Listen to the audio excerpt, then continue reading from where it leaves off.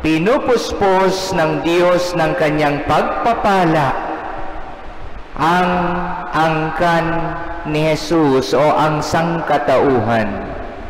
Bagamat hindi perpekto, narinig po natin ang pinagdaanan ng mga naunang tao na binanggit sa Ebanghelyo. Ngunit sa bandang huli, nanaig pa rin ang kanyang kalooban.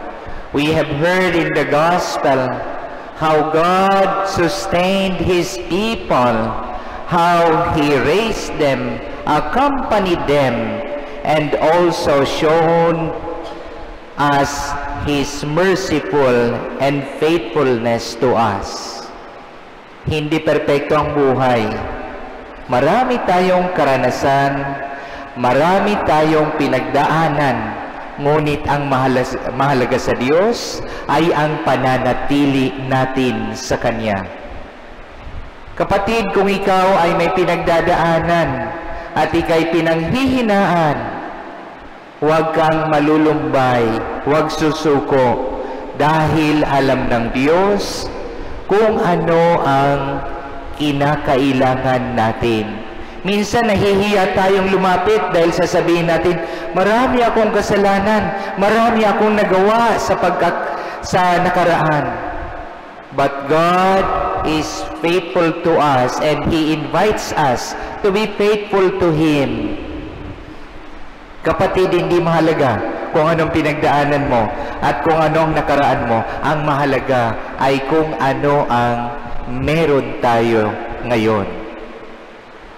Mga anak na nandito, hindi ibig sabihin may pinagdadaanan ng ating pamilya, may mga kahinaan ng ating mga magulang, hindi sila karapat-dapat maging magulang. Minsan, hindi natin naiintindihan na sa kanilang pagpupunyaging maging karapat-dapat at responsableng magulang, lumalabas din ang kanilang kahinaan. Kaya kinakailangan ng pag-unawa sa kanila at kinakailangan natin silang tulungan. Mga magulang na nandito, kung minsan sinusukuan na natin ang ating mga anak na tila bagay hindi sumusunod sa atin, huwag tayong susuko. Ang bawat anak ay biyaya ng Diyos. Kinakailangan lamang nating magtiyaga tulad ng pagtiyatiyaga sa atin ng Diyos. Kung makikita po natin, binanggit ng Panginoon ang kanyang pagpapala sa pamamagitan ng mga propeta. Ang Diyos ay nagbibigay ng walang humpay na pagmamahal kahit na sa bawat henerasyon merong mga hindi perpekto. Binanggit si Bathsheba, binanggit si Ruth, isang widow, binanggitan ang iba't iba pang mga babae na naging marahil kasangkapan upang gamitin ang kanilang katangian para makuha ang kanilang intensyon at magtagumpay. Ngunit sa bandang huli, nagbunga pa rin ng mga propeta at mga sugo hanggang sa maipanganak ang ating Panginoon. Sa buhay natin, makakaranas po tayo ng mga pagsubok.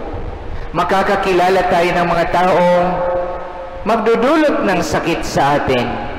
Makakasalamuha tayo ng mga taong hindi tayo bibigyan ng pagpapahalaga. And worse, masasaktan tayo ng mga taong minamahal natin. Subalit, hindi permanente ang anumang sakit, problema. Ang lahat ng yan mapapalitan ng pag-asa at gabay mula sa Diyos. Ang kinakailangan lamang natin, magtiwala sa Kanyang kapangyarihan. Magtiwala sa Kanyang biyaya. Kapag nagtitiwala tayo sa Diyos, gagamitin niyang ibang bagay at ibang tao upang tayo ay biyayaan. Ang problema po kasi sa atin minsan, bilang tao, naghahanap tayo ng mga bagay na hindi o wala sa paligid natin. Kaya nai-stress tayo. Father, hindi pa dumarating yung bonus namin.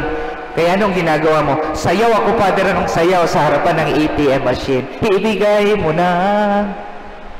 Kahit naman magdamag kang sumayaw dyan, kung hindi pa naman talaga darating, baka ma-stress ka lang. Ang importante, kahit wala kang pera o hindi pa naman dumarating, malusog ka. Kasi sa pag-aantay mo, baka may stress ka. Magkano lang yung bonus mo? Magkasakit ka, kulang pa yan pambayad sa ospital. Di sayang, may dumating nga, pampagamot mo lang pala. Huwag mo na lang stressin. Ang importante, nandyan ang Diyos, kumpleto tayo sa pamilya, may sapat na pagkain. Para maging masaya, huwag maghahanap ng bagay na wala. Appreciate the gifts that are around us. Bakit? Kasi kung titingnan mo ang lahat ng kasawian, kung bibilangin mo ang lahat ng pagkakamali sa iyong pinagdaanan, hindi ka talaga magiging masaya. Remember, people who are happy does not always have the best. They make use of the things around them to bring out the best. Nag-gets niyo po? Ang taong masasaya, hindi dahil pinagpapala sila at marami silang ari-arian o maraming grasya sa paligid nila. Nagiging masaya sila dahil tinitingnan nila ang mga bagay na available sa paligid nila at hinahanap nila yung kabutihan nito na maaaring magbigay sa kanila ng saya. Father, ang tagal ko nang nagdadasal, dalaga pa ako, gusto kong magkaroon ng boyfriend. Hanggang ngayon 76 na ako, wala pa rin akong asawa. Baka hindi ka naman talaga para sa pag-aasawa. O baka nakikita ng Diyos ang mapapangasawa mo ng bubugbog. Mas mabuti pang dalaga ka, at least araw-araw nasa simbahan ka, at marami ka pang natutulungan. Father, ang tagal ko nang nagtataya sa loto, nagdududa na nga ako kung totoo ba talaga yun, na may tumataya ng milyones para sila manalo. Hindi pa rin ako nananalo. Kapatid, okay lang na hindi ka manalo sa loto, kasi kapag nagkaroon ka ng pera, baka mamaya ma-stress ka kung paano mo gagamitin at saan mo itatago. At take note, hindi ka magiging tahimik, kasi kapag nalaman ng mga tao, kahit hindi mo kadugo, magpapanggap na kapatid mo. Basta mabalatuhan. O kaya yung ibang tao, maiinggit sa'yo. Masaksak ka, ma-hold up ka, mapatay ka. Yung papanalunan mo, pamburol mo lang pala. Father, gusto ko mag-abroad. Ang dami ko ng agency pinuntan, di naman ako nakakaalis. Kapatid, baka gusto ng Diyos manatili ka. Hindi man kumikita ng dolyar o ibang currency, pero kasama mo naman ang mahal mo sa buhay, sapat na. Kasi baka nakikita ng Diyos pag nag-abroad ka, lalo kang mahihirapan. Pag nagkasakit ka, walang mag-aasikaso sa iyo. At wala ka rin maiipon kasi yung maiiwan mo dito, wala nang ginawa kundi manghingi at magpadala ka ng pera. At pag uwi mo, ganun pa rin ang itsura ng inyong bahay. Mapoprostrate ka lang. Father, hindi ako gumagaling sa sakit ko. Ang tagal ko nang pinagdadasal. Teenager pa ako, may sakit ako. Hanggang ngayon, nandito pa rin. 83 na ako, Father, hindi gumagaling. Kapatid, baka kailangan magpasalamat ka na sa Diyos. Kasi mula teenager, pinagdadasal mo na gumaling ka. Hindi ka gumagaling, pero pinahaba ng Diyos ang buhay mo. Hindi ba't malaking biyaya yan? Hindi inaalis, baka tumigil ka sa pagdadasal. Dahil magaling ka na. Ginagamit yan ng Diyos upang ikay manatiling mapakumbaba at lumalapit sa Kanya. Kaya mga minamahal na kapatid, my dear brothers and sisters, everything has a purpose.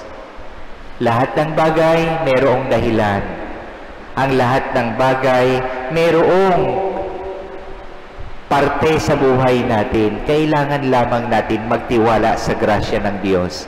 Nang sa gayon, sa pagdiriwang natin at pagpapasalamat natin sa Diyos, madatnan niya tayong nagagalak ang ating puso dahil binilang natin ang maraming biyayang ipinagkakaloob niya ng walang humpay.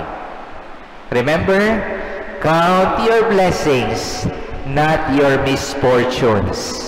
Pag binilang mo ang iyong mga biyaya, makikita mo, napakabuti pala ng Diyos. Kasi kahit hindi mo hinihingi, ibinibigay niya. Pero kapag binilang mo ang kasawian, wala kang makikita kundi negative. Ang Diyos nagmamahal sa atin at ayaw niya na tayo ay mananatiling nakalugmok, malungkot, at nawawala ng pag-asa. Gusto po niya makapiling niya tayong masaya at nagagalak dahil sa kanyang biyaya ng kapanganakan at kaligtasan na ipinagkaloob niya sa atin. Amen.